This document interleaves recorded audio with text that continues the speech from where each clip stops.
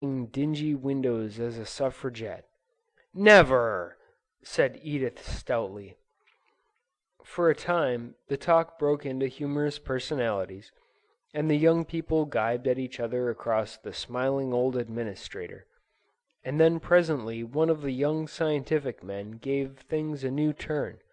He spoke like one who was full to the brim. "You know, sir, I have a fancy. It is hard to prove such things, that civilization was very near disaster when the atomic bombs came banging into it. That if there had been no Holston, and no induced radioactivity, the world would have smashed, much as it did. Only instead of its being a smash that opened a way to better things, it might have been a smash without a recovery. It is part of my business to understand economics, and from that point of view the century before Holston was just 100 years crescendo of waste. Only the extreme individualism of that period, only its utter want of any collective understanding or purpose, can explain that waste. Mankind used up material, insanely.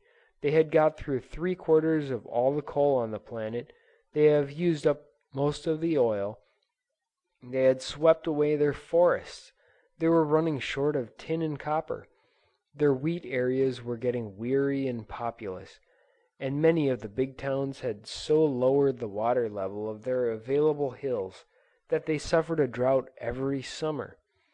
The whole system was rushing towards bankruptcy, and they were spending every year vaster and vaster amounts of power and energy upon military preparations, and continually expanding the debt of industry to capital.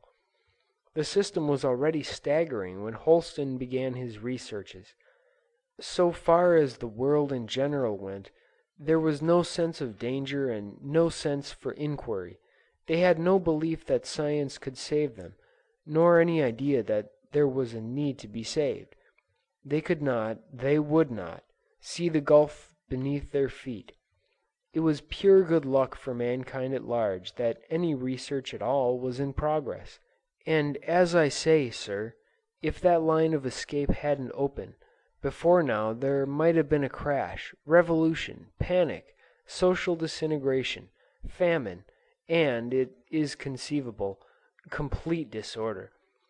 The rails might have rusted on the disused railways by now, the telephone poles have rotted and fallen, the big liners dropped into sheet iron in the ports, the burnt deserted cities become the ruinous hiding places of gangs and robbers. We might have been brigands in a shattered and attenuated world. Ah, you may smile, but that had happened before in human history. The world is still studded with the ruins of broken down civilizations. Barbaric bands made their fastness upon the Acropolis, and the tomb of Hadrian became a fortress that warred across the ruins of Rome against the Colosseum. Had all that possibility of reaction ended so certainly in 1940? Is it also very far away even now? "It seems far enough away now," said Edith Hayden. "But 40 years ago?"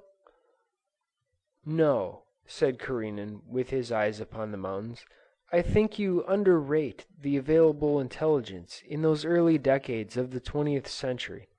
Officially, I know, politically, that intelligence didn't tell, but it was there, and I question your hypothesis. I doubt if that discovery could have been delayed. There is a kind of inevitable logic now in the progress of research. For 100 years and more, thought and science have been going their own way regardless of the common events of life. You see, they have got loose. If there had been no Holston, there would have been some similar man.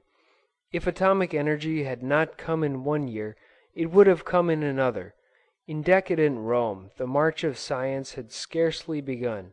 Nineveh, Babylon, Athens, Syracuse, Alexandria, these were the first rough experiments in association that made a security, a breathing space, in which inquiry was born.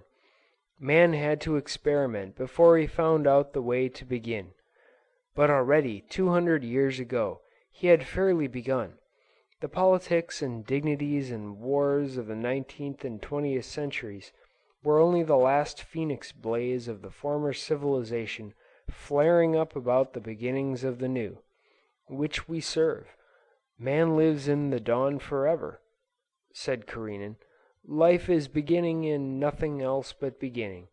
It begins everlastingly. Each step seems vaster than the last, and does but gather us together for the next. This modern state of ours, which would have been a utopian marvel 100 years ago, is already the commonplace of life.